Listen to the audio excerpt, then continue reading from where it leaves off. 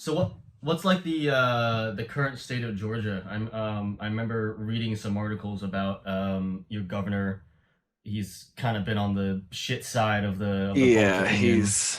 he's a he's So the few cities have started doing mask mandates, but the governor kind of created it so they can kind of like state government is over the local governments. So there's actually no enforceable way to do the mask mandates. Really, people can just kind of ignore them, and the state's not really going to enforce it. And then I think the most recent thing I read is our positivity rate is like at 18.8, which is pretty bad, like real bad. yeah, it's absolutely horrible. Yeah, it's like five percent is supposed to be like in good territory, and we're at like 18. It's been on a pretty steady rise. Right. And I know the last thing I remember reading currently was the mayor of Atlanta. We were currently in, I guess, whatever the equivalent of our phase two of reopening phase has been. And so we've been pushed back to phase one now, within the Atlanta city limits itself.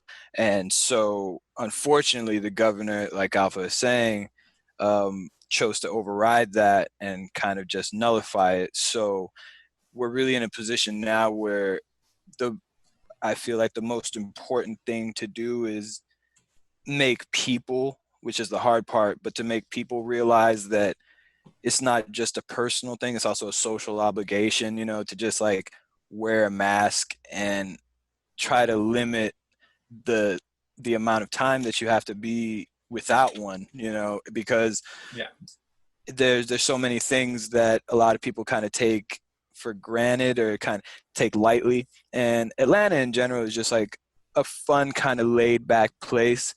And Hmm. so this is kind of the flip side of that, where a lot of people are a bit too laid back and a lot of people aren't really taking it seriously.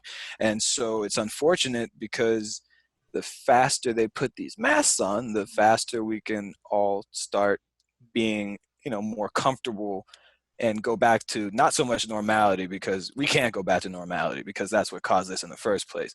But, Right. at least have some kind of reach a stage where we don't have to actively worry about, like, okay, well, if I go to practice, am I going to bring something back? Because my mom herself has already pre-existing breathing issues. So it's like, if I go to practice, do I have to worry about this? If I have to go to the store, do I have to? And I feel like if we can just get people to see that it's a social responsibility and it's a group thing, that the faster they just get on board with that, even just the state itself can start to go back to what people want it to go back to. But Yeah. it's unfortunate because, like Alpha said, our government is out, kind of staggered against itself in this moment. Like, there's a bunch of people who do not want to open, and there's a bunch of people who do want to open. And in reality, unfortunately, the people who are like, let's open everything, are people at the top of the chain. yeah. There's always in Georgia. There's always been a big clash between state government and local city government, Atlanta government. There's pretty much always at odds, and right now it's kind of really coming through in very obvious and pretty dangerous ways. Yeah, I mean, the situation in Pennsylvania is that our governor, Governor Wolf, kind of has the ultimate power over over localities, um, which has also led to sort of a lot of strong opinions against him. He put us into a lockdown, and then he was kind of forced a into like a reopen by the state senate, and our cases spiked. And Pennsylvania is like a really backward state. Philadelphia is on one corner, southeast corner of the state, and then Pittsburgh is on the far west, and in between that is just a whole bunch of red. You know, um, so there's a lot of people fighting our current mask mandate, but Montgomery County, where I live, which is the suburbs just outside of Philly, Mikhail lives in the city. Yep. We went into green phase on the 26th of May, and our cases have spiked. And because of that, Philadelphia has now an extended yellow for the foreseeable Hmm. future, which is, I guess, what you call phase two. You Yeah, know, for ours, phase one is non-essential businesses are supposed to be closed, and there's not necessarily a strong stay-at-home order, but just kind of stay at home as much as you can. But I don't really think there's too many non-essential businesses that have actually closed up. I mean, if you drive around town, a lot of retail's still open. And, Yeah. a few bars and restaurants have kind of cut back to takeout services again, but some are still allowing, like, there's a couple out there that still allow indoor stuff. But yeah, it's pretty much a mess everywhere. Yeah. Yeah. Sorry, go ahead. Oh, I was just gonna say, at this point, I'm not even certain what even the phases mean. You know what I mean? Because like the takeout, we moved into a green phase and then I guess moved back to yellow, but there's still like open air seating and restaurants kind of full up and people aren't really wearing masks, and it's just like I don't know. That's a lot. Yeah.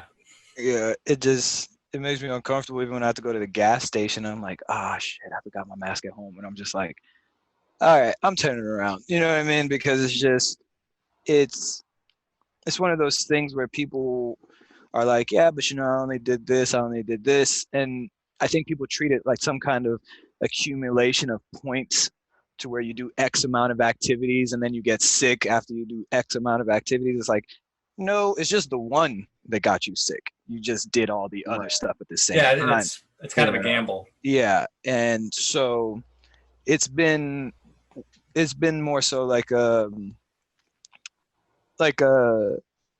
making it a habit, so to speak, And I think the sooner people get into making it a habit, the sooner they're going to realize we can all just get done with this. Like I was talking to some of my friends with my friend IQ, who's another b-boy and a DJ down here, and we were just saying like other countries are having jams again, just to use that as an example, because they just did what they were supposed to do. And even when they throw jams now, there's a lot more strict methods in place, but we can't get to that. Like we can't just skip to that. Like there's jams happening like in the South now, and to me it's just madness. I'm like, we do a dance where we roll around on the floor. Like it's like it's so stressful because sometimes it's just like, come on, man. Like, yeah, I was talking to some other crew. It's like I get sick after a jam, just a regular jam. I almost always come back with a cold for a couple days or whatever. Yeah, because you have ciphers, which are like 30 dudes in a circle just standing there just coughing on each other. Coughing on each other, talking. And at the end of the night, it takes you an hour and a half to leave because every single person wants to dap you up. And everyone's just bringing everything on the bottom of their shoes, and your face is all on that. Yeah, and how many times have we all, half of us, I know I've done it, and I've definitely seen people do it. It's like, all right, wipe the bottom of my shoes with my hands. Let's go. And you're just like looking back now, I'm like, that was insane. Yeah, I used to watch people do that and then lick. Oh, that And even watching it then, I was just like, yeah. What's the point with that? Is that like a? I hope a lot of this stuff kind of just gets ingrained in us to wash our hands and maybe not dap each other up so much. Yeah. Let's start making masks that look cool. I'm gonna put an RFTA logo on a mask. Yeah, I mean, I remember the all-style scene has been wearing masks in battles for a while. Yeah, so and they're just doing just to look cool. Maybe we should adopt it too. Jabberwockies were really ahead of the times, Honestly, we should have listened. Like that trend where everyone had a Jabberwocky mask. Not as bad as we thought it was. Yeah. Not nearly. And that was still better than the Kanye shades anyway. Oh yeah, the Kanye shades were a bad one. Mm-hmm. That was. Oh no. Well, Man, we bring those back. We can bring those back. When he wins the presidency, everybody gets a pair of Kanye shades. Everyone gets a pair of those, and then there's gonna be a mandate. It's not a mask mandate, but everyone has to wear polos and backpacks. Oh my God, it's gonna be like. Oh, that was the mandate in 99, 2000. Yeah. That's true. Flipped up polo shirts. Oh man, the collar collar Yeah, pops. flipped collar polo shirts and spike Man. belts. Guys, Yeah, I heard. God, dude. the double collar. Oh my God. You Oh wear yeah, yeah. a polo shirt under a polo shirt. Y'all wore anything to Can jams we, back then. can we bring that back? Y'all just wore whatever. I saw recent footage of this was like 7-month old footage, like right before all this happened, of a jam, and like B-boy Born was there, and he was wearing like one of those like big parkas with like those I forget what they're called, but like the New Orleans Saints logo, Yeah. a bunch of those all over. Oh it. yeah, the fleur de The lis. Yeah. fleur-de-lis. Yeah. Yeah, that, a do-rag, like cargo pants, and like big Adidas, and I'm like, this hasn't been the style since Shoot, I can't say anything. forever. That's how I dress. That's how I dress the jams. Can't even You know talk what? shit. I was like, that sounds like a great outfit. I'm like, all right, keep Yeah, going. Yanni's taking notes. Oh, yeah, I'm like, what else? What else did he have? Do you remember the What brand? else? Like, They You got that, gazelles you or know, were that they? JC Yeah. special, bro. like when you say bulky, do you mean an air bubble or like solid? So like, I'm gonna take notes because I'm sorry, I love breaking and baggy clothes. To me, that's like the most cozy that I can be. And I so mean, if it's yeah, baggy, I love it.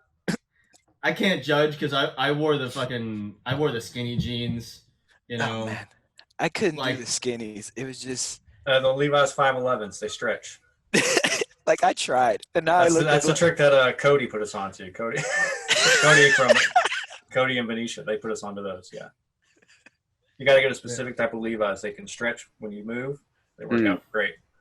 it's Or just you go to Hot Topic and you get the colorful skinny pants because they're half like. the half elastic, the blend.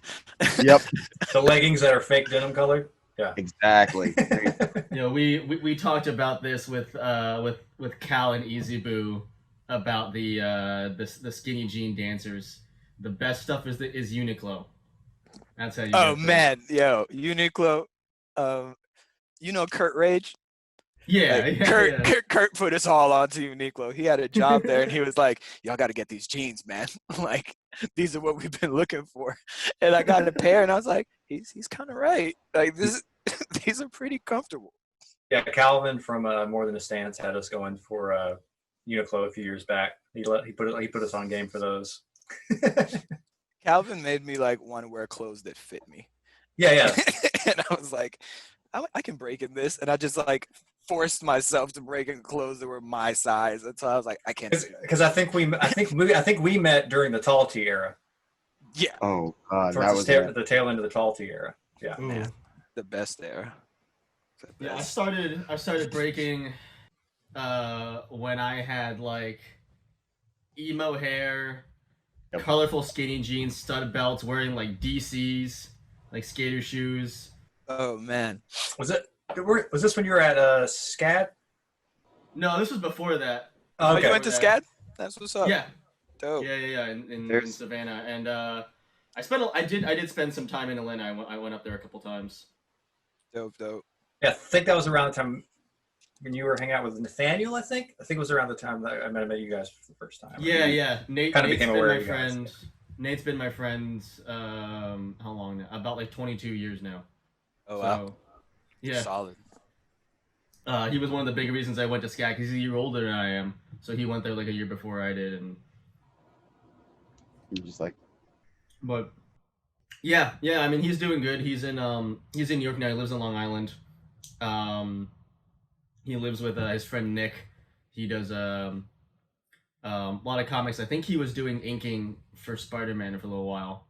Yeah, he came by. He was in Atlanta for a little while last summer, and I saw him at a practice. Yeah, and he's I mean, not recently, but last I checked on his dancing, he was like practicing with like the Floor Obsession guys in New York. Okay, dope. Yeah. Nice. So that's cool. that's the thing I need to get on. I haven't been to legitimate practice like 4 years. I ripped the rug and carpeting out of my garage, so now I just have like concrete. So I'm just like, well, it's time to practice again. Yep. Just get some mats and like some linoleum. You'll be Yeah, all right. exactly. Because I want to get like some vinyl planking so I can turn the garage into kind of like an actual hangout space. So if I can, once I lay that down, then I'll have no excuse. I'm like, I can just go back to practicing like 5 days a week like before, because now it's just, I got to drive to the park. The park's 30 minutes away. It's going to be dark, and then all the other excuses I can make up for myself to not have to go to practice and just play video games instead. My living room is too big, and I have too little furniture to not practice in my house. So Yeah. Yeah. So You have a dancer house. You have a dancer house, the dancer room. Yeah. Mhm. Every b-boy I've known who they always have like a room of the house that's like no furniture. Yeah, and then people that aren't dancers come by and they're like, "What is wrong with you people?" it's like, why do you live like this? It's like it serves a purpose. Trust Right. We have a couch and a table. That's all we really need. me. Exactly. Yeah, you ever walk into your homeboy's house and be like, "Yo, you live like this?" He got like a TV on the floor. He got like a single like one of those like fold out lawn chairs. You know. That was my first apartment. That was, and I was like, yeah, I'm maximizing the practice space, and people be like, it's just one person in here. I'm like, yeah, I don't have a lot of control. Every roommate situation I've had has been me and other dancers, so we always had one room of the house that was just completely empty, and there was always a period of explaining to people, "Well, This is where we dance. Right. we're not that broke. We just Yeah. have." No, see, the dance is the excuse. We are. If That we broke. are that, Oh, broke. yeah. We're definitely that broke, but we're utilizing space. It's a Definitely. very fun Marie Kondo technique. Yeah, She would be so proud. dancers Yes, were you on would. it way ahead of time. Yeah, we were way ahead of the curve on that. She'd be Exactly. I'd be so proud of every single b-boy ever. I know. She'd be like, these people get it right. Like, maybe not in anything else, but right here, this space management, Yeah, they got it right. Sparks Minimalist, joy. not by choice. And let me ask you guys about this because it's kind of been floating in my mind. Since we're from two separate breaking scenes, and we pay attention to a lot to like sort of what's happening in the overall scene. With the way that I don't want to call it like devolving, but obviously there's a lot of sort of like drama and headbutting and stuff in the b-boy scene about like race relations and what's happening now. Um, I guess like what's your take on where we are now and sort of like moving forward? I feel like, as far as Atlanta, like I've been pretty lucky to come up in this scene because, like I tell people, like I've always been the way I am. You know what I mean? Like my personality has been set, and so when I started linking up with Alpha and them, I'd been breaking for maybe like 3-4 years, tops. And so it was dope because when I got with them, it was people who were already on the same wave that I was, and they were all older than me. So it really helped me develop a lot of the thoughts and the ideas that I had, as far as like leftism and just overall communism and just social justice in general. And so Atlanta itself, like when I was coming up more, there was a lot more friction that I would have with other people about like social justice issues and stuff like that, because I'd be like, well, no, that's just not how that works. Like, I'm sorry, like it's just wrong. And so now in the current day, I think we've reached a point where everyone is really, or at least, not to be rude, but everyone that matters, in my opinion, is really on the same wave as far as like, well, no, like things like anti-blackness, things like xenophobia, things like homophobia, like we can't just allow these things to fester in the scene, because regardless of whatever you dictate as your own value system, you can't use that to justify how badly you treat other people. And I think in the overall scene, especially, we're in a weird period where breaking like any kind of social movement or media movement, or not media movement, but social movement or cultural movement, is always going to have people who are at the forefront and people who are the focus because they're either more outgoing, they're more charismatic, they're more well-spoken, whatever. And that's fine because everything needs some kind of representative as long as that representation is in the hands of responsible people. But I think a big part of what's happening, especially in the global scene right now, or at least I'll say America, because that's, where we all break, is that we're kind of like leaving this love affair with, when I started breaking, people were like, well, you have to be breaking for X amount of years before you can have an opinion on anything. Mm. You know what I mean? And so I heard that the entire time I was coming up until I just like, this is my 11th year breaking. And, after that, once I reached this point, people kind of left me alone because it's like, well, you get a decade or whatever. But I think we're leaving that behind because we're, at least in the circles I travel in, where we're acknowledging that the life experience you bring to the culture from outside of the culture is what dictates how this culture moves forward and how this culture itself is accepted, not only by people within it, but people from outside the culture as well. And people are reaching a point where they're like, okay, well, you can't just not listen to people just because you don't want to. Or you don't have to just listen to people because they've been breaking X amount of years, but they're horrible people. Yeah. Mm-hmm. And and I understand, especially in its infancy, protecting breaking as the dance itself and as the culture itself was a lot more rigid and a lot more important because it was still new. It wasn't as widespread. It wasn't as understood. But we're all in a phase now where every scene has OGs. Every region has legends that come out of there. Like we're from the South. Like we have Kevo, we have Stripes, we got Lego, we got Flipside. Like, and other places have all these other places. So we're realizing that everyone has an equal contribution to bring forward to the table, even scene wise. And so I think it's kind of breaking down those barriers of where people felt like they had to be beholden to other people simply because they were more experienced in the game, so to speak. But now that people are getting more comfortable sharing their stories, and now that everyone has access to, media, like everyone's phone has a camera on it, they can record Mm-hmm. now. Everyone has social media. Everyone has, access to some form of internet where they can tell their story. The distribution of power is kind of recycling throughout more people, where as before it was kind of concentrated in who had access to these resources, like who could record the jam, who could record these interviews, who had the capital to throw the jam, whose crew has been around long enough to really for this jam to matter. And now that everyone's kind of, you can be your own one-stop shop, Yeah.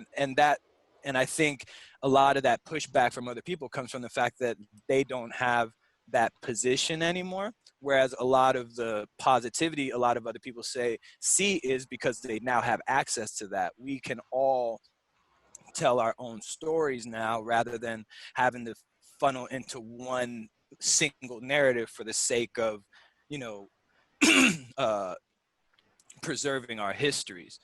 And so I feel like we're moving in the right direction. I'm a harsh person by nature, so I always am like, all right, well, we're moving in the right direction, but let's just keep moving. Let's keep going. Like, we don't have to stop until we're done. But Yeah. I can acknowledge that there is a lot of change, even in the social aspect of the scene from when I started breaking, because now you have kids who've been breaking for like 2 years and they can speak on experiences based on that, and it's a lot more easy to be accepted. Because when I started, it was like, you've been breaking for how long? All right, well, you can just kind of shut the fuck up and go practice that 6-step. Yeah. But on any topic. yeah, it wouldn't matter what the topic was. It'd be like, go practice. And I'd be like, okay, but we're talking about racism. Like, what are these windmills gonna do? I don't need tombstones to understand that like poverty is a human issue. You know what I mean? It's, and I think the fact that we're leaving that, and it's unfortunate because there's a lot of people whose legacy is going to be that you chose to hold on to the old system because of this, when instead you used to, like, there's people that even I looked up to where I was like, I'm just really disappointed right now because this is the time for you to really be a leader in the scene, or, you know, do more Mhm. than just teach workshops, judge jams, the physical aspect of this dance. I don't know if y'all know Shaggy from Keeping It Nasty in Chicago, but he has this quote that we always, in our group, we always say, it's like, as long as people are breaking in their garage, breaking is going to be okay. You know what I mean? Mhm. Like, the physical aspect of this dance is not going anywhere. It's too late. Like, hip hop and itself is one of the most dominating cultural forces on the planet in Mhm. under a century. Like, where it took ballet, where it took tap, where it took all these other styles that are so ingrained in human history, hip hop has reached that in less than even half a century. And it's incredible to watch, but at the same time, because it happens so fast, I feel like we still have a lot of stuff in the background because we've been so busy struggling to like keep a hold of hip hop as what it is, that we let a lot of the issues of the people within the culture kind of go to the wayside. And I think now that those stories are being told, there's a lot of uncomfortable truths that have to be confronted. And unfortunately, that's just the game. But the sooner you can just go with the fact that, hey, maybe back then we didn't do right by these people, maybe back then we didn't do right by those people, the sooner we can acknowledge that, the sooner we're just all going to be able to move forward into a culture where people can actually come to be themselves and represent themselves in their experiences. You know, like, I shouldn't have to argue about anti-blackness in breaking, you know, Mhm. like like, people shouldn't have to argue about, like, hey, that guy's 40 and he's kind of being a creep towards B girls. Like, none of this should be issues that we have to, or that guy's 20 or however old you are, you know. And it Right. Like we we can, don't. Yeah. yeah, you go ahead. I was just gonna say, like, we can address issues, and it doesn't matter. Like, it doesn't matter who the person is. Like, we can call out bad behavior Exactly. regardless of where your Yeah, hierarchy. exactly. And I feel like we're leaving that entire hierarchy system or behind, so to speak, or at least we're shifting it in a way where hierarchy is determined not so much as a worth, but simply just a status of what you've done.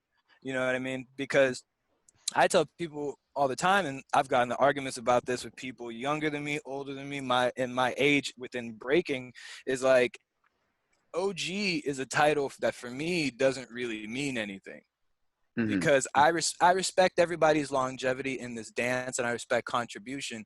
But at the end of the day, Alpha taught me how to break. My crewmate Nick taught me how to break. My crewmate Kennedy taught me how to break. And my first crew, Control Crew, when I was in high school, my crewmate Elvis is the one who taught me footwork. I'm like, we're the same age, but that's my OG as far as I'm concerned, because that's the person who has the active knowledge of my own history within our own scene. You know, I can't relate to cats who learn how to break in New York because I'm not from New York. Cats Hmm. from New York can't relate to me because they're not from Atlanta. And so we're reaching a point now where people have to contextualize their worth or their status, so to speak, not really worth, but their status. And I think that's where a lot of friction comes from, because a lot of people are used to just having an across the board level of deference from other people. Hmm. And because when I started breaking, one thing everybody was telling me is like, you know, your generation doesn't really have respect for the people who came before. And it's like, yeah, but they don't have respect for us. You know, Hmm. just because I've been breaking for 2 years doesn't mean you can just talk to me however you want. Yeah, You know, you're still a person. yeah, like I'm still a human being. You know, Yeah. and so I think now that we're leaving that system behind, a lot of people are either going to have to decide whether they want to be part of a new, in my opinion, better aligned and structured culture or not. And there's always going to be people on the fringe of any culture who refuse to just, like, quote unquote, get with the times. And sometimes they're in the right and sometimes they're in the wrong. And this is one of the things where I don't know how you can say you're in the right if your main point is, I should be able to make monkey gestures at black people at jams and no one's going to say anything. You know, Yeah. like that's where I feel like we're reaching a crux where a lot of people are making very tough decisions about just the people they knew, the people they want to be, the people around them, like their crews, the people they practice with. And it's hard. people, you know, make a mistake a lot of times with me, and I like, as if I'm presenting this like it's difficult. Like, it's not difficult. It is difficult. Like, we've all had to give up friends throughout life, and it was hard. You didn't want to, but there's a point where after a while, the people you run with are a direct reflection of who you are. Yeah. Like, if someone's like, wow, you hang out with Alpha Trion, so you must be like Alpha Trion, I'll be like, hell yeah, we're the same person.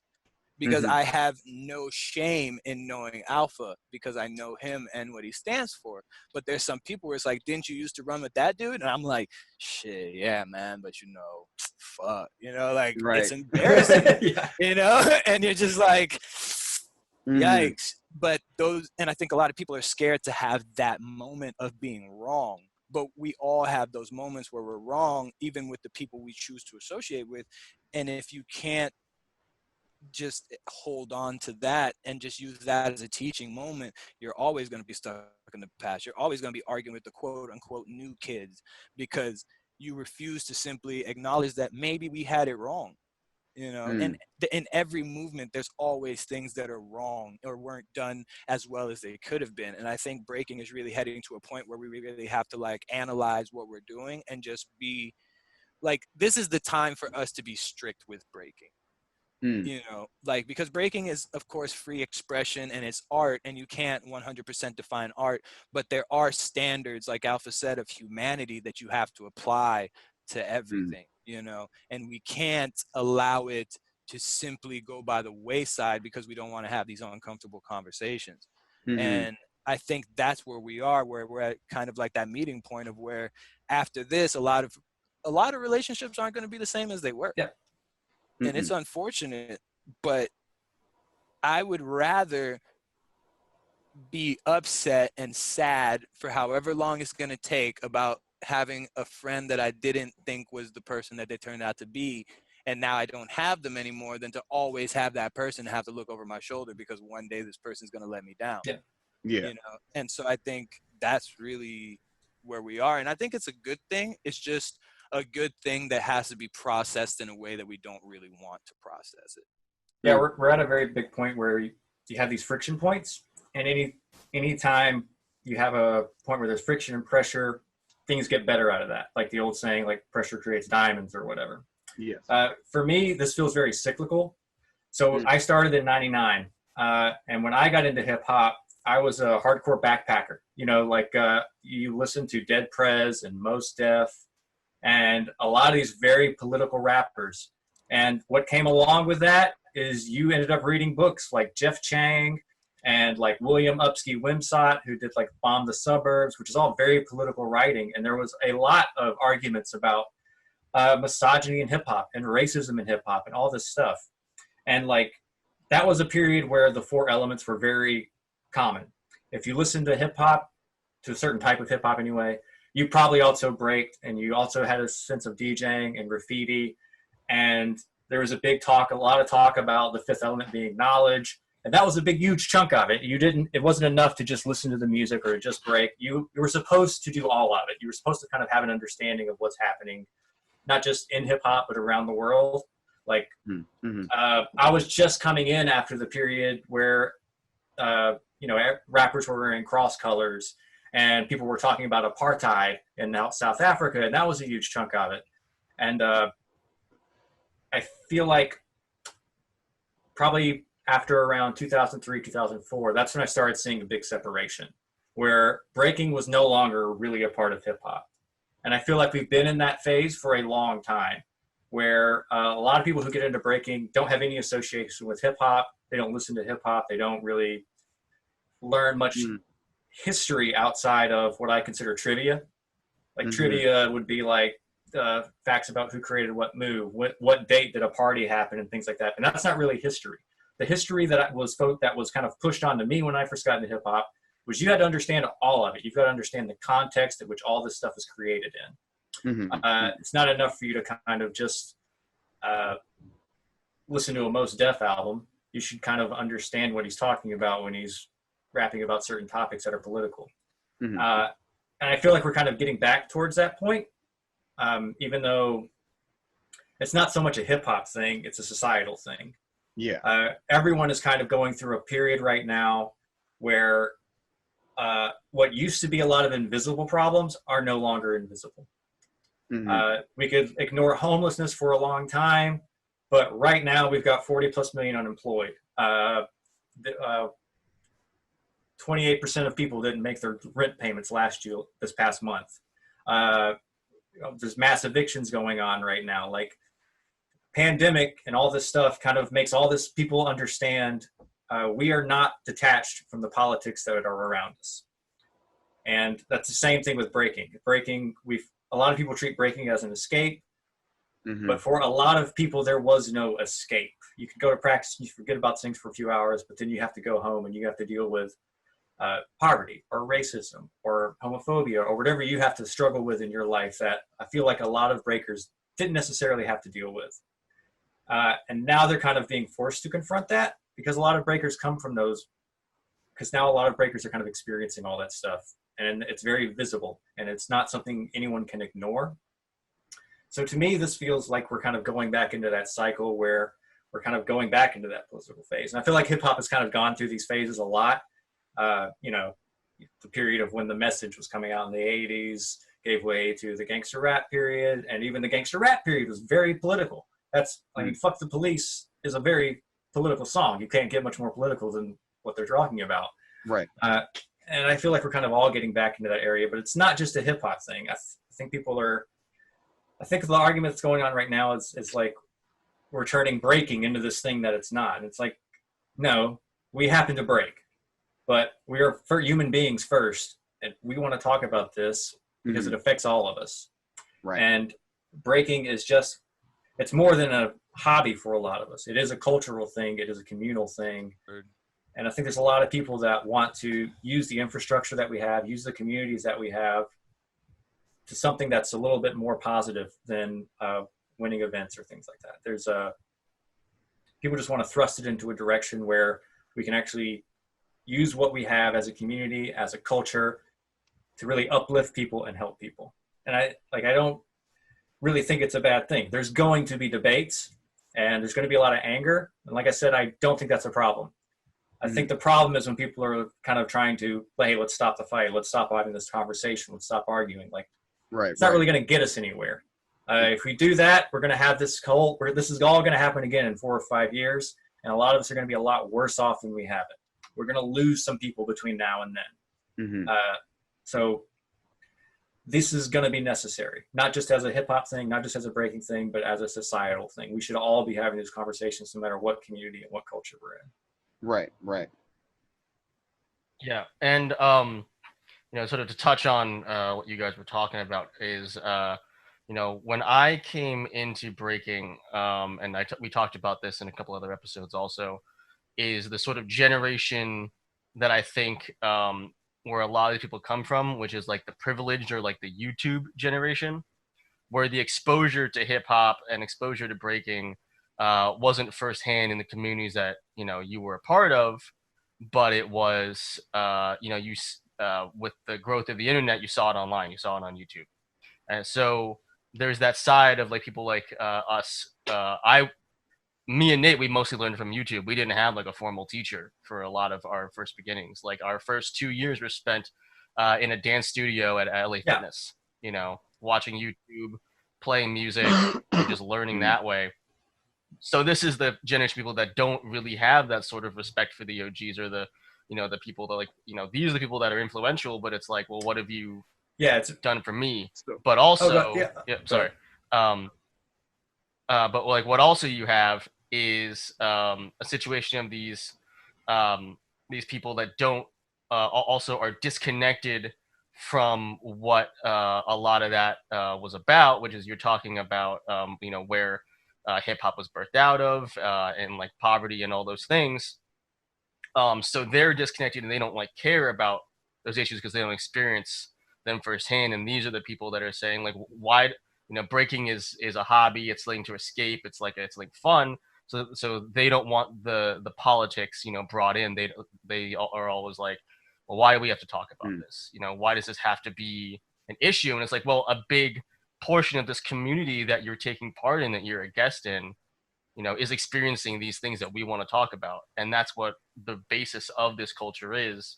and what it's kind of been about. If you don't want to talk about it, you know what? Fine, you don't have to, but get out of the way. There's a lot of people that are going to want to talk about it, and it needs to be talked about. And if you don't want to have anything to do with it, it can be your hobby. It can just be whatever for you. It can be just something you do on the side. And you don't have to be engaged in politics. I really don't give a shit. Just as long as you get out of the way of the people that are trying to make a difference and are trying to help and are trying to do something positive and make a change. Yeah. So I just want to. And hip hop is inherently political anyway. Oh, no, yeah, you're sorry, good. go ahead. So one thing I want to touch on is I don't think that it's necessarily a generational thing. I think it's a it's a proximity and regional situation. You know what I mean? Like a lot of the YouTube generation or just like YouTube b-boys are just suburban b-boys. You know what I mean? People who are many degrees separated from like the actual like socioeconomic issues that have sort of birthed hip hop, right? And in that vein, like by saying it's a generational thing, you kind of also sort of forget that there are people currently who live in cities like Philly, Atlanta, New York, whatever, that like this is part of like the culture that they grew up around. Like they have uncles or whatever, that break, or friends that have been breaking. They lived around, people that we consider legends. You know what I'm saying? Oh, And you go ahead. and so like what I think is important is to like to really contextualize a lot of even understanding like the people that are good for whatever reasons, you know what I mean, and how the what's the word I'm looking for, the addition of the sort of new facility we have for breaking, outside of like VHS tapes that you hear about from your friend. Like now, we do have YouTube and whatnot. There is almost a like a shifting because of like the economic difference and access, and sort of the way that the sort of YouTube business. Oh God, I'm freezing. It just in the vein of like creating the event sort of creates a barrier between people.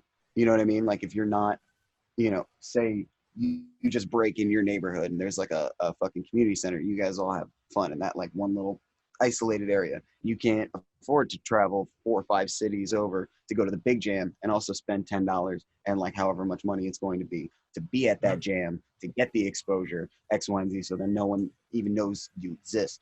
But like that factors in. You've got really a shifting of the image of breaking as well. And I think that there is because of the issues that we're all talking about, it can almost like we have a time where we can recenter the focus of breaking from like whatever these bigger entities, Stance, Silverback, everybody that was trying to make money off of like making the events. Now we can shift all of this conversation into what people find relevant. You know what I mean? I definitely I don't agree. know. I just kind of rambled.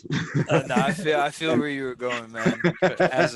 As a fellow professional rambler, I definitely feel you. And I think it's like you said, it's definitely more of a more contextualized issue than simply a generational gap, because we always used to joke here, because I live in the suburbs now, and we always used to laugh because by the time we started breaking, we'd been living here for a minute, like we went to high school here, we went to middle school here. And so we would always laugh because, everybody laughs about like the college b-boy, the suburban b-boy, and it's always so funny because we would always tell people, it's like, yeah, we live in the suburbs, but we're not from here. Mm-hmm. And I think that is a big distinction that a lot of people don't make, because a lot of people assume that where you meet someone is where they've always been or where they're always going to be. And a lot of those stories, a lot of those histories do not transfer over. You don't know that until you meet people, until you talk to them. And so the way that we're able to now, even like you said, it's not up to bigger entities that have a name in the culture or anchor or staple in the culture, is now everyone is equally able to talk about, okay, yeah, but I'm from here and this is how breaking did this for me. And it's like you said, as it moves into more non close to the source venues and ventures, like BC1 is an event. You know what I mean? Like we all, it's like, it's a sporting event. Right. We tune in, we watch, we have favorites, we do everything but gamble. You know, there's I'm gambling pretty somewhere. sure. I'm sure Someone's people. You know, doing it. I'm sure 100% people sure. gamble at We this just, point. 10-1 Bruce I Almighty have- versus Nagin. I haven't figured out how to tap into the Yeah. underground betting, breaking keyboard betting, but I've been trying for years.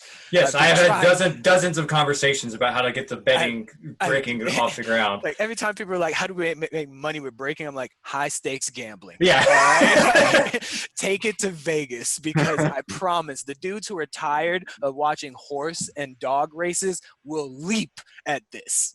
All right. But it's so funny because, you know, as it goes into different ventures, it's always as if a lot of people try to separate it from the dirtier, the grimier, the rougher side of breaking.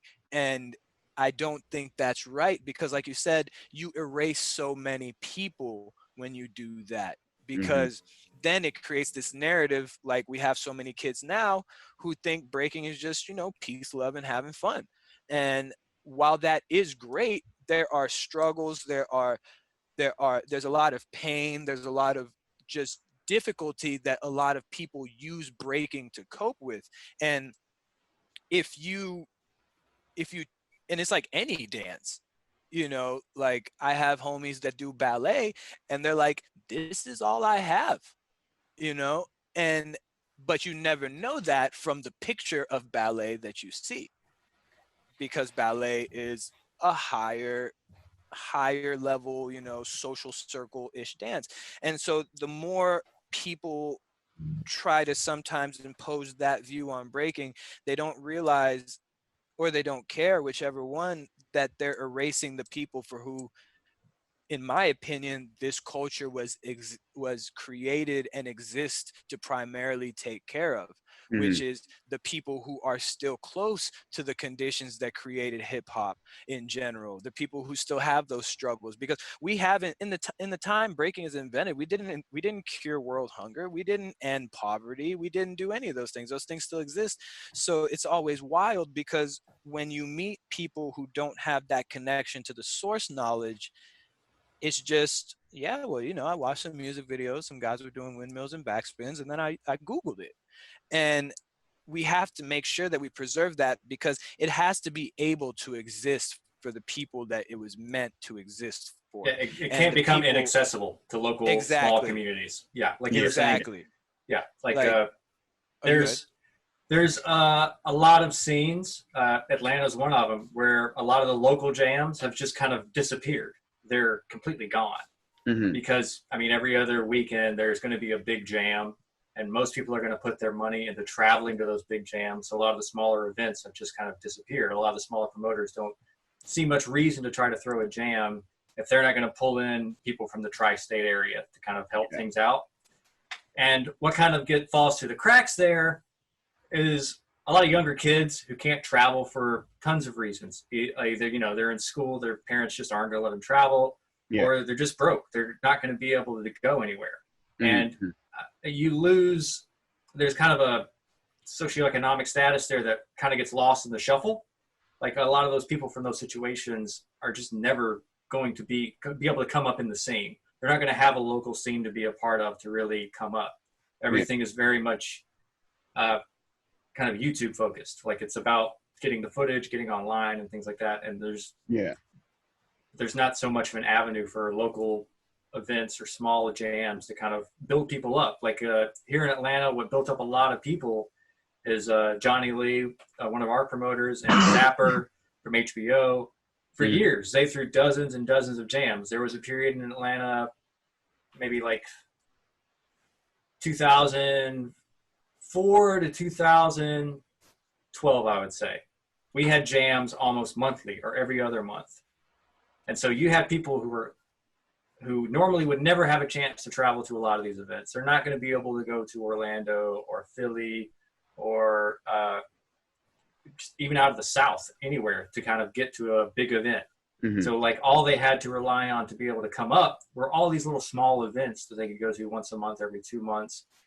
And even if their plan wasn't to like win a jam, it got them out of the house. It got them doing something that was positive. It got them into a more positive community in a lot of cases. Mm-hmm. I mean, I came up with people, and I know Yanni has too, where it's like they had a lot of troubled home lives. And like breaking was an escape for them. Yeah. And the more you lose those little small events that kind of help you feel connected to the community, help you grow, help you see all the positive things that can happen, it really affects people in ways that are invisible a lot of times. Yeah. And that leads me to, I guess, like a larger point of something that I want to talk about is sort of the direction that breaking was going in, almost sort of like in a corporate way. I think a lot of corporations, like, you look at like Monster sponsored team, like Red Bull, that kind of stuff. They looked at this as sort of like an untapped market, to the point where we started looking at b-boys as like professional athletes. I think we were I think like right before like COVID and all this stuff happened, we were right on the edge of like, again, like b-boys being considered like professional athletes and sort of following down that road. And we had a lot of people with their hands in the pot, one of those being sort of like UDEF and Silverback. And then we had a scenario where, I followed it a little bit, but, he was attacked for this or that, bowed out, said, he won't be a part of a community that doesn't respect him. And then you had a lot of people that we knew very closely in our scene that were really sort of on the bandwagon for this guy and did a lot of defending. And that was another point of drama for the B-boy community, that we've lost something like Silverback. Part of me has felt like that was a better thing because we thought it could empower the local jams. Yeah, and it, Yeah, like for me, a lot of the corporate stuff, I'm not going to talk too much shit about it. It's just not something I enjoy personally. A lot of that stuff to me feels like a karate tournament, like especially when you're DJing this stuff. When you're there for 8 to 12 hours and you're standing behind the decks and you don't really get to associate with anybody, and it really feels like a job. And even going as an attendee, it was never a whole lot of fun for me. I grew up in karate a lot, so I got very sick of that kind of tournament structure. Very early on, I quit karate because of it. I got so sick of it.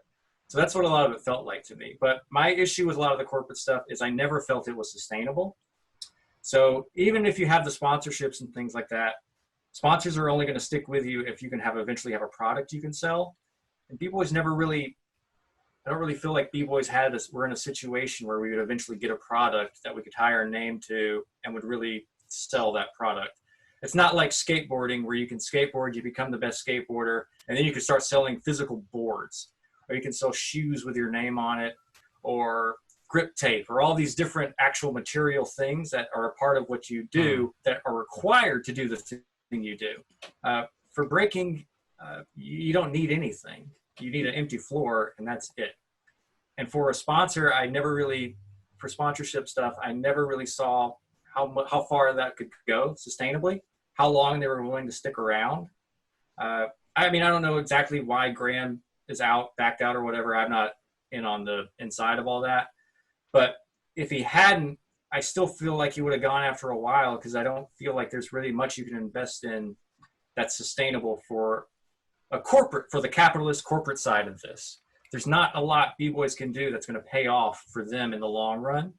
We might have a few years, 5, 10 years, but that's going to dry out. We saw this in Korea. For a long time, Korea had huge jams. Nike and Adidas were throwing things. It was a huge fad, and it worked for a while. But after a certain period of time, that fad goes away. And once that fad goes away and there's no material product left to sell to even the hardcore people, there's not much reason for the sponsorship to stick around. Like, nobody's skateboarding is not as big as it used to be. It's not as big of a fad as it was for a while. But DC can still sell shoes, and like all these board companies can still sell boards to all the really dedicated people. And we don't really have that kind of material thing for a sponsorship to really latch onto and can still sell to even the really dedicated hardcore fans. Mats. Yeah. Yeah. I mean, that's it. That's all. Like, get your Hong Ten mats. High grade linoleum. Like a sustainable brand for our scene would have to be somebody that's coming from in the scene. Something like Kings Without Crowns or B-Boy Spot, something like that. Like, what's made them sustainable is that they are actually a part of the community. They have a reason to stick around and a reason to stay committed, and the people that support them have a reason to keep supporting them. Exactly. I mean, we're sponsored by Red Bull and Monster, but I mean, if we're speaking honestly, how many B-Boys actually drink Red Bull or Monster? Like, even the hardcore dedicated fans really aren't even buying the product. I mean, every time those jams come around, you always see like a few B-Boys who are taking like, well, it's calling it poison and all this stuff. Yeah. Like, people that are winning those jams are calling it poison sometimes. So right. It's like, it's just not, I never felt it was a very sustainable model to begin with. For me, I would like, if we're not going to have that, I would like to see us put more money into things like Break Free or MCDSA in Detroit, community centers, things like that. Those type of things. Yeah, Rocketown in Nashville. Those type of things I feel provide a much more sustainable model, not just for the people that put money behind it. They have an investment that can come back to them, but also it provides more jobs and more opportunities. If you're a local B-Boy and your city opens up a studio or a community center like Break Free or MCDSA, that means those are teaching opportunities, workshop opportunities, mentorship opportunities. All these opportunities open up for dancers that don't necessarily exist. If you're not one of the 32 people in the world who are at every single jam in the world, like there's as much money, we can throw all the money we want into big giant competitions. Where that money can go, it's not going to go out very far. Mm-hmm. There's not enough infrastructure for that to support a lot of dancers. It's only going to support maybe 100 people tops. And that's including every DJ, every promoter, everybody that's in the top 16 at every jam. I mean, it's the same names over and over again. And when they get that money, it's not necessarily going to come back into the community. So it's not something that's sustainable that's going to keep things rolling. I feel like focusing our energy on things that are more locally based and things that are more community based, like I said, dance studios, community centers, I feel like that offers a lot more for not just for the community, but for the people that are involved. Money can stay in the community if we're gonna make a focus of this money, which is kind of unavoidable in a capitalist system. I don't know how much we want to get into capitalism. Yeah. But this might turn into a 4-hour podcast if we do that. Oh, but yeah, like we'll get 4 episodes out of it. It'll be great. Yeah, so if we're going to have money involved, we should be thinking about where that money goes, how we keep it in the system, and how we use it to support the widest base as possible. How do we get a lot of dancers, a lot of DJs, a lot of promoters? How do we rise all, rising tide lifts all boats? How do we lift as many boats as we can? Yeah. I think, first of all, thank you, Alpha, for taking like half my points. But I feel like, exactly as Alpha said, there has to be some level where it doesn't come back to the individual, it comes back to the community. Because I don't know about y'all, but my biggest argument against like corporate entities was, this has happened before. all the OGs always have, we've all been lectured on this same topic of how media, corporations exploited B-boys, and that's why you had like that great drought that happened, and you ended up with, you know, like Quickstep, you know, being like the last B-boy in New York, as he's called, because a lot of people were like, I'm gonna fall back because this didn't give us the opportunities we believed it would. And so when these things come around, while I appreciate them for what they are, which is, this is a way to make some money. And, you know, like Jed said, just a quick aside, you know, it was like an athletic path.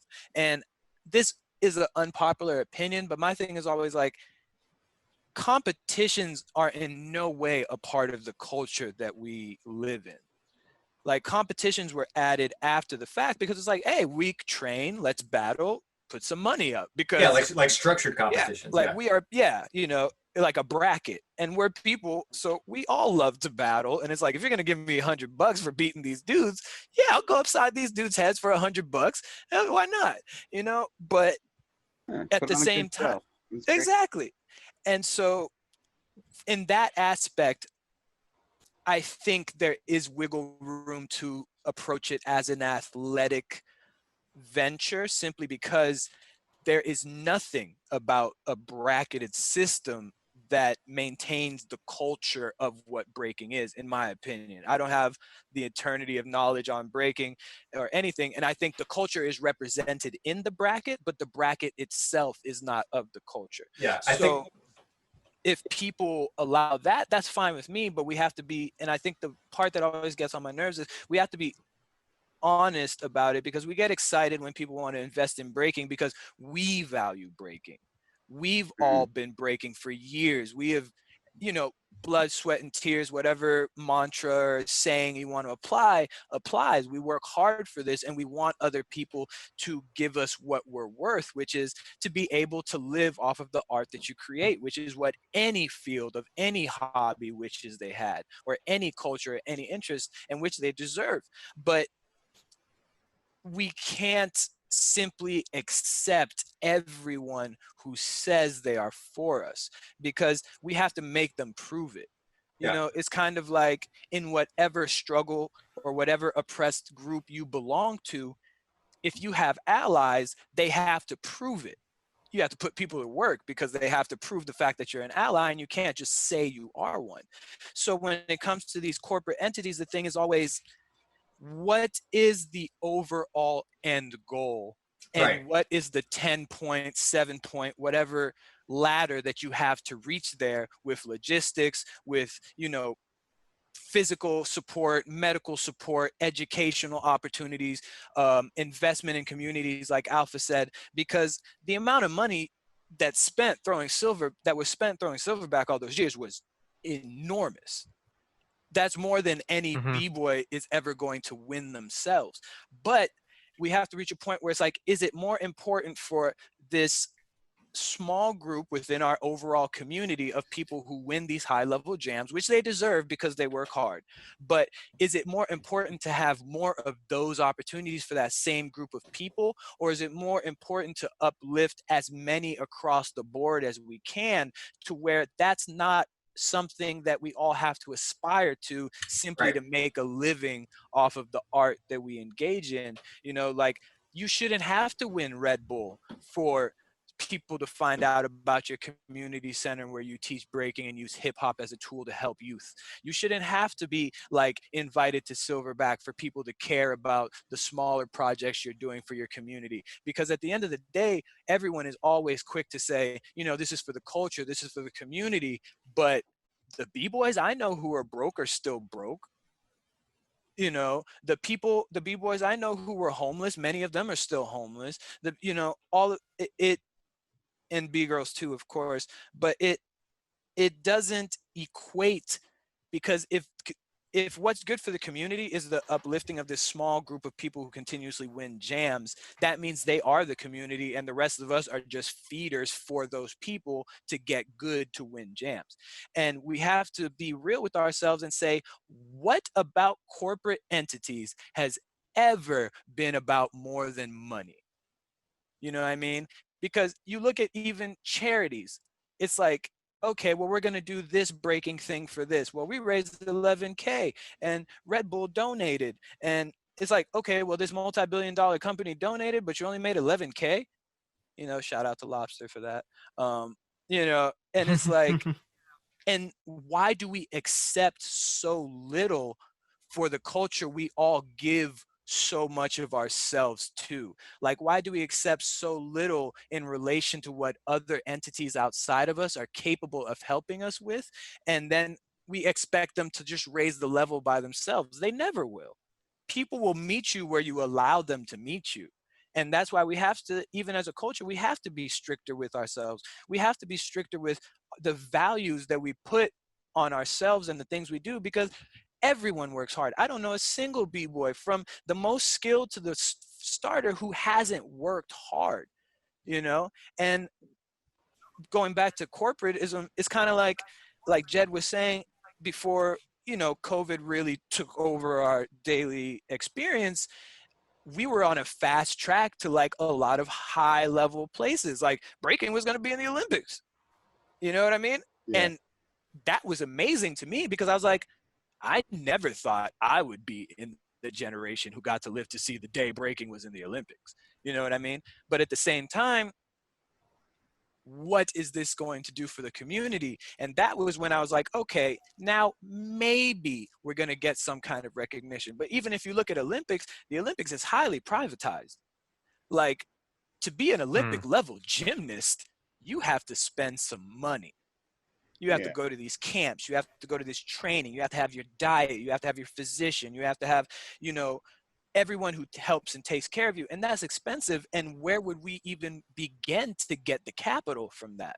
You know, where would we even begin to make the resources to where you can have camps for kids who are like going to be Olympic level breakers? Like, Mhm. where do we start with the foundation for that? Because we have none of that. We have kids who go to practice, and we have these dance schools which are never funded as much as they should be. We have community centers that are never funded as much as they could be, because the money that comes from these major corporations goes straight to the flashy, you know. And yes, I will say this, um there have been a lot more, especially in the recent years, like there's been a lot of like the Red Bull camp stuff, you know what I mean, that started coming out. I want to say maybe, well, it didn't start coming out, but started being much more out there and numerous maybe within the last 3-4 years. When I started noticing, I was like, oh, okay, well, there's like a Red Bull camp and it's not even BC1 season. You know what I mean? It's just a camp. Well, stuff like that shouldn't, but it's unfortunate that that's surprising, because that should be the norm. If you want our culture to be invested in the way you say you would take the time to really invest in the people already doing the work. You're not going to come in and be like, we're going to do this. It's like, okay, well, what do you need? Cut the check, throw a jam, and here's the rest for your curriculum, for your materials. Buy some mats, hire some teachers, you know, get some grants so these kids can have access to resources that they don't normally have, you know. Promote education outside of simply breaking, because a limited education limits so many things. And it doesn't mean you have to go to college. It doesn't mean you have to chase a PhD. Just education in a way like financial literacy, you know, economic development, even emotional Intelligence. development, Yeah. intelligence, and all these things come together to make us the people we are and how we view the world. And we can really create a culture and generation of people who have all these things, and they can take breaking to a level where we could never even imagine, you know. But it's almost as if we accept so little that the second someone pays us attention, we assume that we have to go with it. You know, we assume that it has to be good because those guys over there are eating. It's like, yeah, but let's be real, those guys were already winning jams. Mm. So, yeah. Yeah, and you know that creates an interesting point about how, you know, like they're, for the people that involved in breaking, involved in the hip hop community, profit was never the motive. But at the same time, you know, we talk a little bit about capitalism, but like you got to Gotta make eat. money, you got to eat Yeah. regardless. Yeah. So, you know, you had a situation. I read your post about fucking Crazy Legs. And, you know, it's a scenario where someone has dedicated their entire life to breaking, their figurehead in breaking. What have they really gotten out monetarily out of breaking? You know, he finally has this scenario where, you know, the almighty corporation hands down a little bit of kibble bit, and suddenly he has to, you know, I think it's the best way to describe it. Put whatever like morals or emotional attachment you have to breaking aside, you know, to, you know, Yeah. And survive. like, especially in relation to that situation, since it's still like super fresh, um, I respect the place that Legs has in hip hop. Like, that's never where I'm going with this, because the man has been around in hip hop longer than I've been alive. So I Mm-hmm. respect that. But and Legs is not a Red Bull employee, and I respect that as well. However, Legs is very much a face of Red Bull. If you ask a b-boy like who represents Red Bull, you're gonna hear Mano, Crazy Legs, and they're gonna go down the list of people who won, and then they're gonna start listing DJs. They're gonna say Renegade. They're gonna say Cross One. You know, all these people who are now tied to this, regardless of if they are employees. But the problem is, when you accept that responsibility, you are a spokesperson for the culture that you came from. You don't get not to be. It's not an option. It's unfortunate because there's a bit of autonomy you have to give up, but that is the cost of leadership. And none of these people ever have a problem being leaders or speaking their mind when it's no one else talking against them. And when people make you that leader in a culture, you are obligated to explain yourself and how you move to the people in that culture, because that's what a leader does. That's what a role model does, a spokesperson. And none of these people had a problem being labeled as such unless it comes with some kind of responsibility that's on the back end that finally hits you. You finally have to speak out. You finally have to do this. And not to say that he's never spoken out about anything, of course, but you don't get to decide when you stop, because that's your job. Like, I'm sorry, that is the weight of, you know, it's like, um heavy is the head that wears the crown. You know, it's the whole sword of Damocles thing.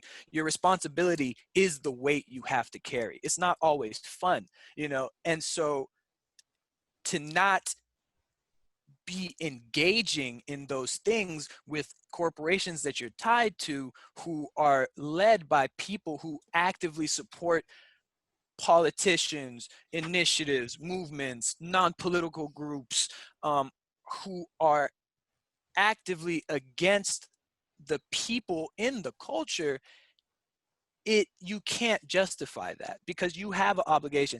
And I told people, I don't like explaining myself to people, so I stay away from positions in which I'm required to explain myself to people. Has that lost me opportunities? Yes, but I had to make that choice, and I was like, no, because I don't know if I'll be able to make these choices and really rationalize them to other people the way I think I can. You know, I might think I'm doing the right thing, but I don't know if I'll be able to explain that to people. And if you're not able to explain the right thing you're doing to people who you're supposed to be doing it for, they're never going to absorb the benefits of that, because they're going to turn their back. And that's when people Yeah. get bitter and upset, and then you have clashes in the culture. But I think, and it's like we were saying earlier, like, a lot of the leaders in the culture now are not used to being questioned the way we're questioning them, because we didn't come up with them. We didn't, like, I wasn't breaking with Legs in the 80s. I wasn't breaking with Legs in the 90s. I started breaking in 2009. I was 18 years old, about to turn 19, you know. And that's a generational gap to where the relevance that Legs has to people closer to him doesn't exist for me. I respect Legs as a pioneer in the scene. I respect Legs for what he's done, but Legs is not like, you know, to me, I'm Your like, dude. no, Yeah. bro, that's Kevo. Like, to me, Kevo is like, damn, like, that's that motherfucker right there. Like, that's the greatest people I've ever seen. You know what I mean? But like, or like, even not so much on a skill level, but like, I tell people, I'm like, my OGs are the people that taught me how to break. Like, our crewmate Doughboy, we sit there half the time and we listen to Doe talk forever, just because Doe has so much to say. I sit there. When I started breaking, Alpha lived in Union City. I live on the north side of Atlanta. Union City is on the south side of Atlanta. Atlanta is in the middle between where we live. So to get there, I had to drive through or around Atlanta. And I would drive an hour every day to go practice at Alpha's house. And every day we would practice and we would watch footage, and Alpha would just talk to me about breaking. And that was like how I came up. And so that's why it's like, he would explain things to me. I would have questions. He would tell me. And sometimes I'd say stuff. He's like, no, that's just not correct. That's not how that happened. Or he'd be like, that's a way to look at it, but look at it this way as well. You know? And so you have to have that connection with every generation that comes after you, or you have to prepare the generation after you to do the same for what comes after them. Because there's going to reach a point where you have nothing in common. I was reading, I can't remember, I think it was Popular Science, and I was like 15 or something. And I think I talked to Alpha about this too. I think Alpha was one of the main people I talked to. It's like, if you go back 200 years in time, those people have nothing in common with you. You might as well be a different species of human being, because the way they see the world has no relevance in what you see the world. They'll be like, what do you mean you can just Why do you go have so to many school? teeth? Like, first of all, I'd be like, all of you can read? Yeah. You know, like, it'd be like, what's insurance? You know, and we reach a point like that where there is a disconnect that's eventually going to happen, but we all have to accept the fact that it's inevitable.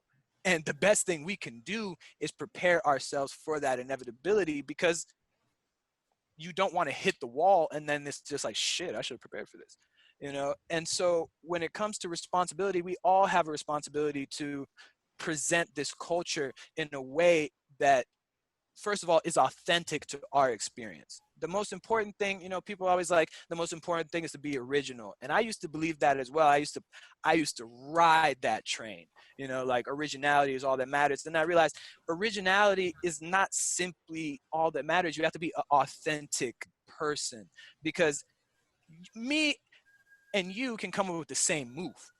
We don't know each other. We never practiced together. That's both our move is authentic because it comes from us. The same way we view breaking, we have to, everything we do in life in general, not just breaking, but just social justice, any type of fight for equality has to be 100% authentic. You don't have to be able to do everything that someone else can do. You don't have to have the resources that someone else has, but with what you have to be able, and no one can tell except for you. And that's the frustrating part, because we're the only ones who know how hard we try. At the end of the day, everything else is just people filing it away versus their experiences with us and who we are. But if you're authentic, it will show. And that's all that this culture requires from you, is to be yourself. Like,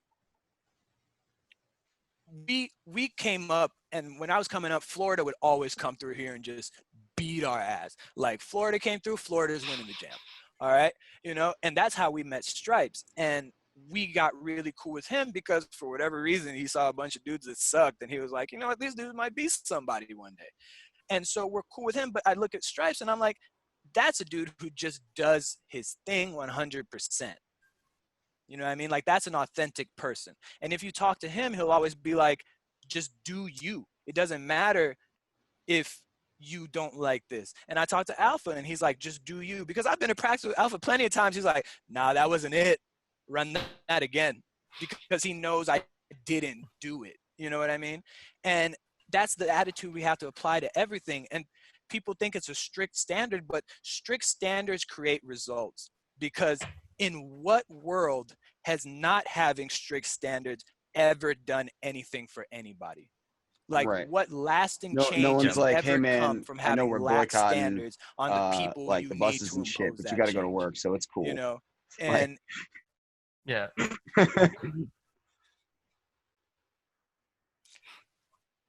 yeah, you know, Yeah. you find initiatives, you find ways around the issue. It's just like you said with the boycotts, you know, like the bus boycotts lasted for over a year.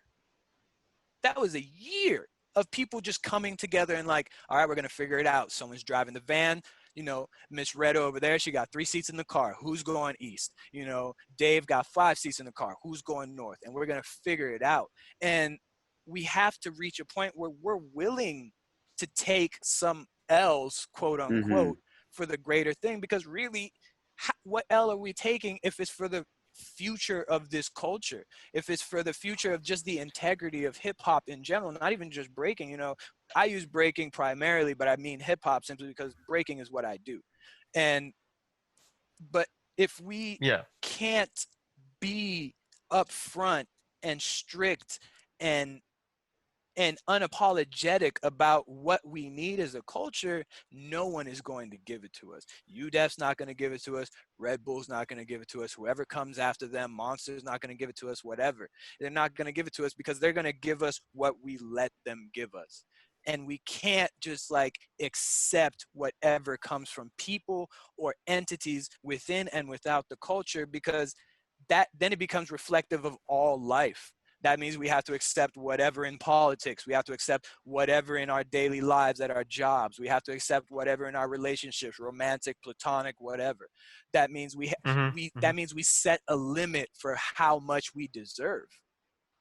And I think that creates an interesting conversation about, we talked about this with Izebu and Cal about the people we allow to represent our culture, especially with something that's so political as hip hop, where the basis of where hip hop came from, it's inherently political, and it comes from poverty, and it comes from Black culture, and it's there's a lot of people in breaking who have put a lot in. They want to see results with breaking. They want it to become a system where monetarily we can make a living from it. So that's why we latch on to things like corporate entities. We latch on to people with money. And then we have a scenario, and we talked about this again with the Alexes, where you've got Ben Hart doing, showing a bunch of white people how to do 6-step on fucking Good Morning America. You mean, because you look at it doing money, and you're like, oh, we bring this guy in and we welcome it. Dude was posting selfies with Larry Kudlow and Lindsey Graham the week of that Good Morning America. And I just sit there and I'm like, you guys it's find out about his unfortunate. books? They're not on Amazon anymore. I tried to check in the last one, but he wrote some he wrote some yikes. He wrote some shit.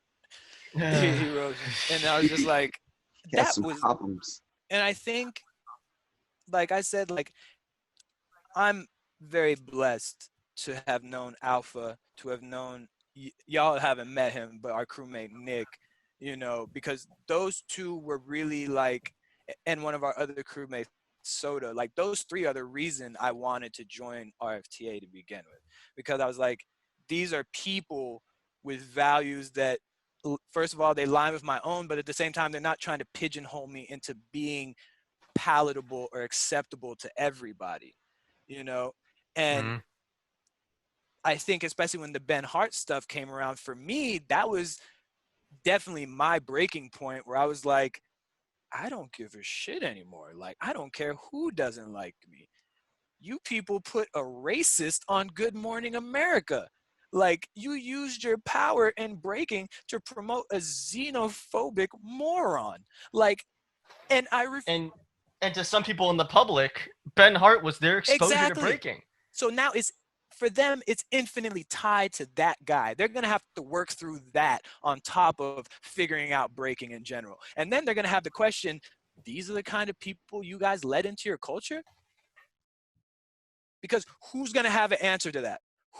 How do you tell people we let the guy who literally helped Brett Kavanaugh beat some rape charges and become a Supreme Court judge into the culture, and then people defended it because they taught him some shitty moves and half a head spin, and then they were let me stop.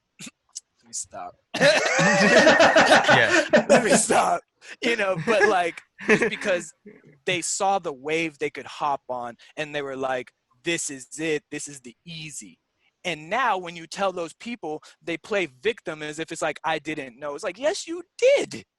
Because we told you and you argued against it. There's so many people I'm never going to talk to because I'm I don't care if you changed your mind, because how did it ever get here? For some money? You know, it's Yeah. And the people who propped up Ben Hart, you know, it's very clear to the rest of us that they were willing to sell out this culture that we're all a Mm. part of and everyone else in it, so they because could they get, you know, didn't again, like a stop little bit of until they fucking, had to face some form of consequence. yeah. And that brings me to our last point, because we're running a little bit low on time here, is just something about, like, you know, RFTA has been one of the sort of earlier and loudest voices in what I would call the modern breaking scene when it comes to social justice issues, race issues. I guess sort of like walk me through, I guess you talked about a breaking point. So like, just sort of where that came together as Uh, a crew. Oh, you go ahead, Alpha. I don't know if it ever was something that it was never a decision we made as a crew. Uh, I started like I started when I started, like you said, I lived in Union City, which is on the south side of Atlanta.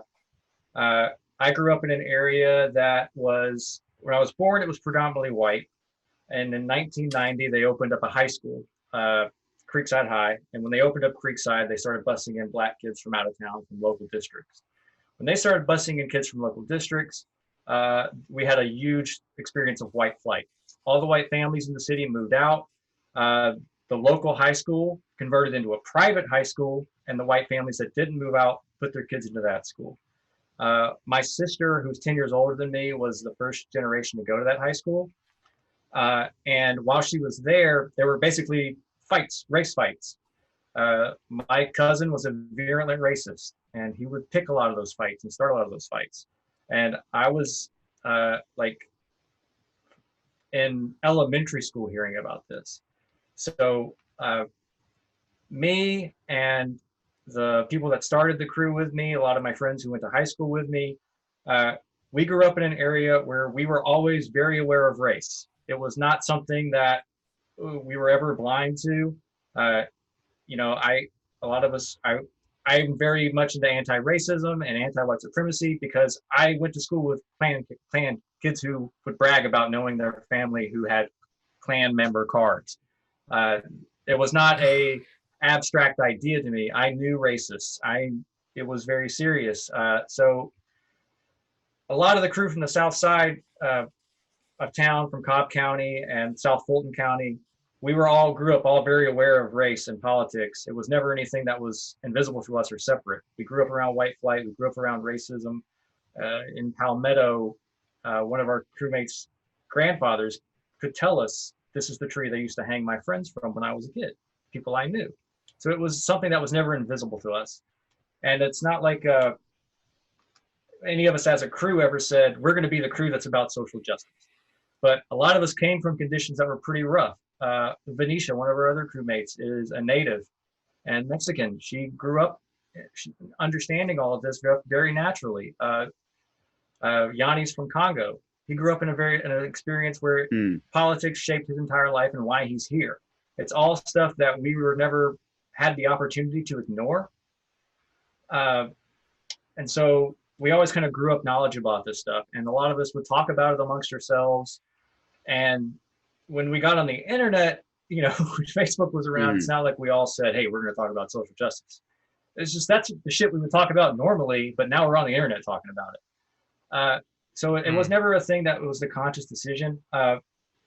For me, I did get to a point where, you know, it would be something I would discuss privately. I've always been kind of a political person. Rage Against the Machine when I was in like middle school got me into politics. I became like a socialist way back then. And so, so like, it's always been a part of who I am. But like, I did get to a point where there was a while where my politics were pretty private. It was just something I had for myself. But I did reach a point where I kind of decided, I don't know, this is maybe 2010, 2011, 2012, somewhere around there. I started really thinking about the fact that I'm a white DJ playing black music. It pays my bills. And what, like, I know I'm not a racist. I don't feel like a culture vulture. Where does that distinction happen? What, if you're a white guy in hip hop, you kind of got to think about this stuff. And I got to a point where I had to think about it. And I realized for me, it felt like a thing I didn't feel comfortable being quiet about anymore. So I did become a little bit more vocal about my anti-racism and anti-fascism because it felt like if I'm not saying something, if I'm not involved with it, if I'm not doing things in my local community, then there's nothing that separates me from another culture vulture. I'm just Elvising this shit all over again. There's no difference between what I did and what other white guys who've been involved in hip hop or funk or soul have done in the past. And I'm not saying that like I'm a revolutionary. I don't like to use the term activist, but I do feel like if you're white and you're in hip hop, you kind of have a responsibility to understand this stuff and to kind of speak out to it to a certain point. I mentioned William Upsky Whipsott a while back. There's a really good article that he wrote that back in the 90s called "We Say Words Like Macadocious," and it's about white guys in hip hop. And when I read that, it's a very challenging article, a very challenging essay, because he kind of basically says outright, if you're a white guy in hip hop, how are you not exploiting it? How are you not a race? Like, just because you use the lingo, you dress a certain way, you do certain things, what difference does that make? Or how does that make you any better than any other racist white person or overprivileged white person who ignores this stuff? How do you engage with it and not be exploitative or a vulture and things like that? So for me, it did get to that point, but that was for me personally. Our RFTA doesn't have a leadership system. We don't have a hierarchical system. We all kind of take everything to a vote. So nobody ever really said, we're doing this. This is who we are. This is what we're going to talk about. We all just kind of did it individually. And I mean, there's people in the crew who they do keep that stuff private. They don't necessarily get out there and talk about it, but it's just because, and we're not going to be like, hey, if you don't talk about this stuff, you're out of the crew. It's just a matter of some of us are vocal, some of us aren't, but we're all kind of on the same page, or else we wouldn't be on this crew. We've always, the way you get on this crew is it's a long process. Man. I think Yanni had a couple of years. So we basically instituted a situation where we all have to take a vote and say we're willing to think about having you on the crew.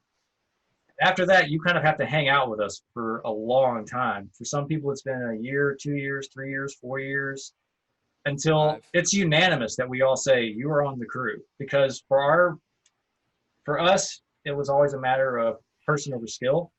We don't care how good you are. We matter how good you are as a person. If we can get along with you, if you have good politics, which, I mean, politics are just an extension of your own personal values and morals and ethics. If you have if all that stuff is good and in the right place, we can teach you to be a good b-boy. You can always become a better dancer. It's much harder to teach someone to be a good person. If you can win every jam, but if we take you on and you're an asshole, we are all gonna pay the price for that later on down the road. We've been down this road. The reason we're called Risen from the Ashes is we were another crew. We had a lot of conflict with crewmates. We ended that crew and we started Risen from the Ashes. That's why we have the name, outside of the fact that the name for Atlanta, which was burned down and rebuilt. But that's a big part of it, is we're very strict on that we are all on the same page as far as being just good people. We can't teach you that. You have to come to us that way pretty much already. And so we all just kind of ended up being in that Venn diagram of good people and good politics. It was never a totally, this is what we're doing now. For sure. Just like Alpha said, Word. like, when I started running with them, like, I had a lot of anger problems. Like, I was mad all the time. And so, like, that is definitely a big part. Like, I tell people all the time, like, it took me 5 years. Like, I told them I wanted to join the crew. And it took me 5 years after that before, like, I got my shirt and got battled in, all that stuff. And it would always be funny because everybody would be like, dang, you ain't in the crew yet? I'm like, nah, man, not yet. I'm working on it, though. But yeah, there were people that did not want Yanni on the crew for a little while. Look, they didn't like me, and I didn't like them either. I was like, hey, I just want to be here for Alpha and Nick, okay? Like, I don't even like the rest of these motherfuckers. Like, I remember the first time I saw my crewmates was this jam called Massacre, and it was Doughboy, Kane, and Misfit. and the other misfit. And I was like, I was watching them battle. I'm like, these guys are kind of assholes. Like, I don't really think I want to know these people. You know what I mean? And then you fast forward now, but reality wise is they're some of the most solid people that I can ever say I'm going to meet. And I think, like you said, you know, it wasn't so much, I say breaking point because for me, it was the breaking point. I know for like Alpha and like my crewmate Nick, like the three of us are probably like the most vocal ones in the crew as far as just like what we do and don't, you know, rock with.